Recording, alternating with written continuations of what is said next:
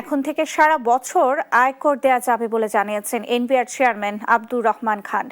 মঙ্গলবার আগামী অর্থ বছরের জন্য প্রাক বাজেট আলোচনায় তিনি জানান, 1999 সালে বাতিল হওয়া ওয়েলথ ট্যাক্স অ্যাক্ট 1963 পুনরায় চালুর পরিকল্পনা করছে এনবিআর। রাজস্ব বাড়াতে ইনহেরিটেন্স ট্যাক্স চালু করারও পরিকল্পনা রয়েছে। মাকদুরা মিতি রিপোর্ট। 2026-27 অর্থ বছরের বাজেট প্রণয়নের লক্ষ্যে মঙ্গলবার সকালে জাতীয় রাজস্ব ভবনে অনুষ্ঠিত হয় প্রাক বাজেট আলোচনা সভা। এ সময় উঠে আসে এনবিআর এর পরিকল্পনা ও গৃহীত বিভিন্ন বিষয়। ট্যাক্স জটিলতা সহ বিভিন্ন সমস্যার কথা তুলে ধরেন বক্তারা। গ্রামেও কিন্তু উন্নয়ন হচ্ছে, তারাও কিন্তু ইনকাম করছে। চিন্তাধারা যদি এখানে স্প্রেড করা যায়, সো আমার মনে হয় যেটা আপনারা চাচ্ছেন সেটা অনেকটা অ্যাচিভ করা সম্ভব। ইকোনমির একটা বিরাট অংশ ট্যাক্স দেয় না, আপনি সেখানে না দিয়ে দেখা যায় যে যারা আসলে ট্যাক্স নেটের মধ্যে আছে তাদেরকেই অনেক বেশি প্রেসার দেওয়া হচ্ছে।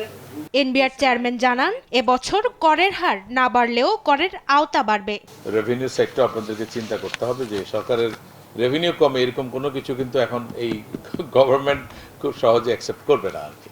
রেভিনিউ জেনারেশন বাড়ানোর দিকেই যাইতে হবে। আমরা রেট না বাড়িয়ে কিভাবে আমরা এটাকে বিস্তৃত করতে পারি সেদিকে আগে। রেভিনিউ বাড়াতে ইনহেরিটেন্স ট্যাক্স চালুর পরিকল্পনার কথাও জানান তিনি। এবার আমরা চিন্তা করছি এবং আমাদের টিম কাজ করছে যে আমরা আবার ওয়েলথ ট্যাক্স অ্যাক্টটাকে আমরা নিয়ে আসতে পারি কিনা। পৃথিবীর অনেক দেশে ইনহেরিটেন্স ট্যাক্স আছে, আমরাও এই ইনহেরিটেন্স ট্যাক্সটা বাংলাদেশে চালু করতে পারি কিনা।